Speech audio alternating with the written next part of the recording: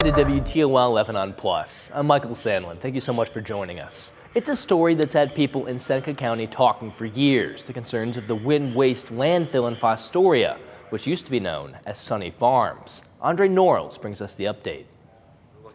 Elliot Lee has lived down the street from the Wind Waste Innovations landfill for about 4 years. At that time, it was still Sunny Farms. And in all that time, he says there's one thing you won't catch his family doing.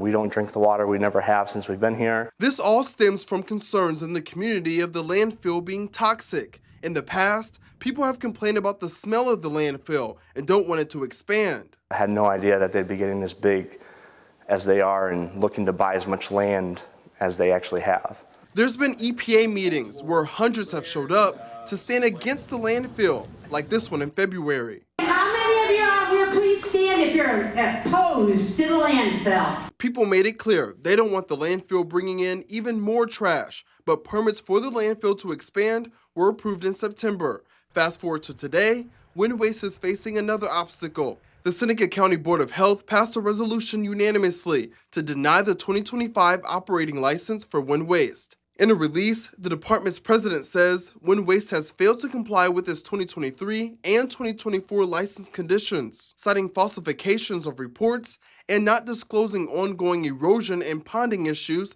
to the health department or the Ohio EPA, along with other issues. But in a statement to WTOL 11, Wind Waste claims the health board's decision was groundless and unlawful and plans to take this to litigation to defend the right to operate. Elliot Lee says he hopes this is a step in the direction to get the landfill shut down or to slow down its expansion. I'm not optimistic. I think the landfill is going to end up doing what they want to do, unfortunately. Turning back to the Glass City, a Toledo woman has been arrested and charged with kidnapping and felonious assault after police say she tortured another person. This is Indiola Howell. Toledo police say she used a sharp instrument to slice and stab a man all over his face, head, arms, and torso. Records state she also poured hot grease on the victim, lit a coat on fire, then dripped the burning embers on him before hitting him with a metal pan. The victim told police this went on for half an hour. His current condition is unknown at this time. Well, police say they're learning more about what the accused killer of the United Healthcare CEO knew and did before the attack. Investigators say they have evidence suggesting Luigi Mangione knew United Healthcare was hosting its annual investor conference in New York City before the shooting. But NYPD says there's no indication he was ever a client of United Healthcare. Police believe the company may have been targeted due to its status as the largest health insurer in the country. Now attorneys are presenting evidence to a grand jury to try and extradite him back to New York. Not waiving the extradition does buy them a little extra time. They now have to wait for Governor Hochul to issue that warrant, and it just gives them more time to prepare their defense. 4 days before Mangione was arrested in connection with the murder, police in San Francisco alerted the FBI that the suspect looked similar to a man who had been reported missing in November by his mother. That man was Mangione. In Pennsylvania, police say Mangione had a handwritten document expressing his hate of the U.S. healthcare system, citing claims about its high costs. Our National Verify team looks into whether these claims are true. In a handwritten document found on Luigi Mangione, the suspect accused of fatally shooting United Healthcare CEO Brian Thompson, he claimed that the U.S. has the most expensive healthcare system in the world, but ranks number 42 in life expectancy. So, is that true? Let's verify using these sources. A country's healthcare costs are typically measured by adding up all healthcare spending for people, governments, and businesses, then dividing that by the total number of people in the country. In 2021, the most recent year for which the World Health Organization published numbers for all countries, the U.S. spent just over $12,000 on healthcare per person. The only other country that spent more than $10,000 was Switzerland, which spent nearly $10,900 per person. We also checked the most recent data available on healthcare costs from the Organization for Economic Cooperation and Development, an international organization made up of about 40 wealthy member countries. The US topped that list too. So we can verify, yes, the US has the most expensive healthcare system in the world. As for Mangione's claim that the U.S. ranks 42 in the world for life expectancy, a CIA World Factbook estimate for 2024 ranked the U.S. 49th, but included territories in its count. The last WHO ranking in 2021 put the U.S. 45th in the world when only including countries. With your Verify, I'm Adiante Till. Reports of nighttime drone sightings have now spread to more states as residents and local officials express their concerns. The mystery is now prompting some action from the FAA. Since last month, more than 3,000 sightings have been reported at least in 6 different East Coast states. In New Jersey, unexplained drone activity was reported above a naval weapons station.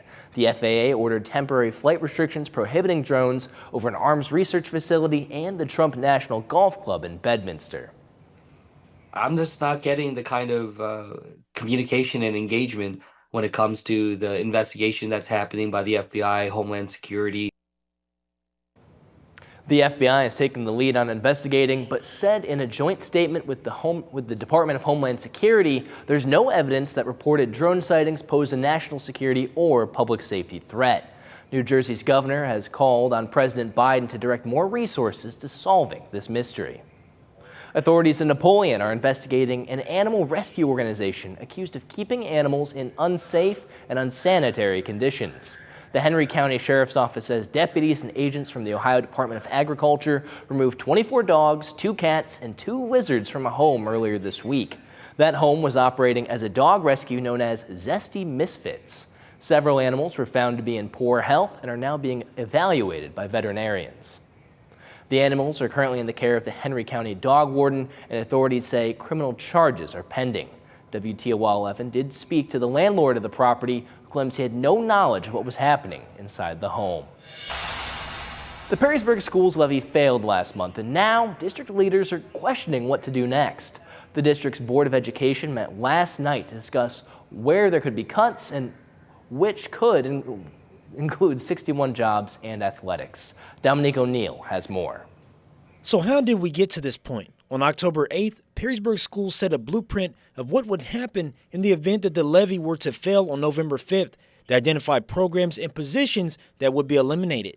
The levy sought to replace a $13.5 million levy that was on the books and it was expiring. Unfortunately, that levy was defeated. So starting on January 1, we will not be collecting $13.5 million that we were previously. Superintendent Tom Hostler of Perrysburg Schools says this is just the beginning.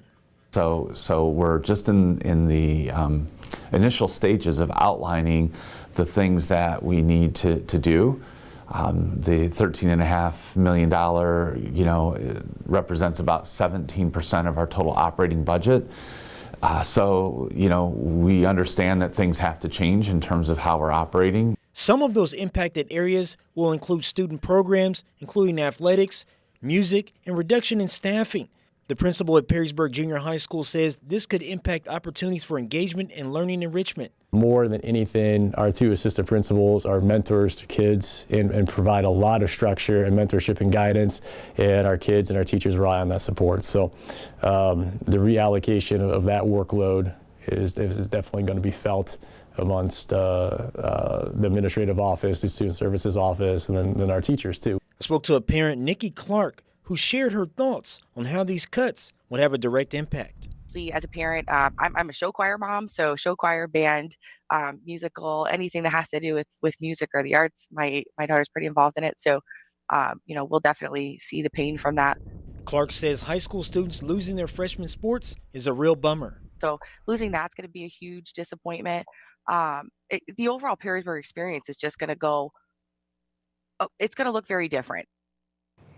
That was Dominique O'Neill reporting. The superintendent says no decisions have been made yet, and the cuts wouldn't take effect until next school year. The Ohio Traffic Safety Office is teaming up with AAA and Students Against Drunk Driving to educate young drivers about the dangers of marijuana-impaired driving. The program is called Shifting Gears. Law enforcement say DUIs involving marijuana are nothing new, and that if you use the drug, simply don't get behind the wheel. The holidays bring a lot of celebration and joy, and often a lot of eating and drinking. It can be tough times for people who are sober and recovering from alcohol and drug addiction. Everything from social gatherings to stress can be overwhelming, but experts say there are steps you can take to ease the pressure. That includes things like mentally preparing for the holidays and setting realistic expectations. Loved ones can also help by being understanding and supportive. I'm not taking this personal that they're leaving the party. It's not about me. It's about them and their safety. The National Institute of Health estimates that roughly 29 million Americans suffer from alcohol use disorder. Some education counselors say if you need help, reaching out to your county health department is a great option to find local, affordable treatment. Want to see more breakdowns of viral trends and 60-second stories? Check out our WTOL 11 social media pages on YouTube, TikTok, and Facebook. And now for the weather. John? Widespread wet weather is expected to roll in late Saturday night into early Sunday morning, with temperatures hovering right around the freezing mark. A brief period of wintry mix is possible, mainly between about midnight to 2 a.m. That is quickly going to melt away and turn to all rain. A brief icing may be possible northwest of Toledo, so if you do have plans to head out late this evening and overnight, keep in mind a few slick bridges and overpasses possible. Otherwise, it is going to be just wet by the time you wake up Sunday morning. Temperatures are hovering right around the freezing mark. 33 in the Toledo metro. You'll notice it is a bit cooler north and west in locations such as Hillsdale. Dry weather is expected to continue through about 11 p.m. to midnight before that wet weather rolls on through. We're starting to see rain move into Indiana and Illinois as well. And up near Chicago, that pink color shows you a period of wintry mix and freezing drizzle on the northern side of this system. That is just barely going to clip our southern Michigan counties and far extreme northwest Ohio. We do have winter weather advisories that are in effect,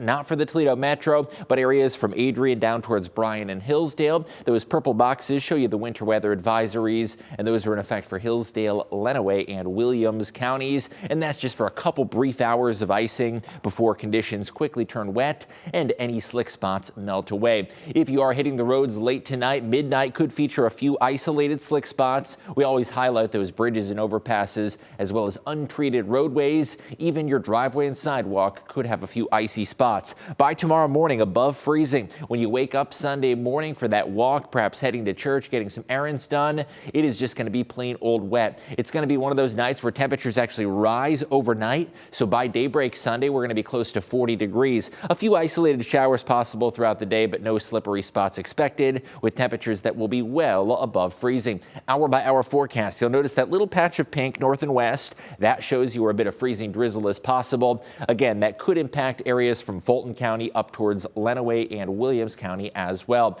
As we set the clock into motion, just rainfall overnight tonight with temperatures well above freezing. We do get a brief lull in the rainfall Sunday afternoon as those showers push on off to the east. It's going to be a very mild feeling day with temperatures in the mid 40s. So if you head outside during the afternoon, you might actually be able to enjoy a really nice window of dry weather where you can capitalize on those warm temps. Now Monday morning, another system comes on through. We are expecting additional damp conditions throughout the day on Monday. A very warm, windy, and rainy start to the week. So how much rain can you expect? This is just Sunday's rainfall totals. We're expecting anywhere from ½ an inch to up to 3/4 of an inch, and this computer model showing about 6/10 for the Toledo metro. But when you factor in Monday as well, amounts over an inch are possible. Although we're not expecting any flooding because we don't have any snow cover, there still could be a bit of mud and puddles as a result. When that system initially comes in, temperatures are going to be hovering right around the freezing mark, but by daybreak Sunday, we are well above freezing, quickly melting away any ice accretion. Sunday's high temperature going to be in the mid 40s, a rainy morning with a milder feel, south winds at 5 to 15 miles per hour. Again, the afternoon might actually feel quite nice if you can dodge those rain showers. Weather impacts overnight tonight. A few slick spots are possible. We'll have the latest on the potential for some wintry mix coming up at 11 on WTOL 11. Sunday starts off with a rainy morning, and heading towards your Monday, another wet day with very mild conditions expected. Now overall, the long range outlook heading towards mid to late December does feature the return of some milder conditions.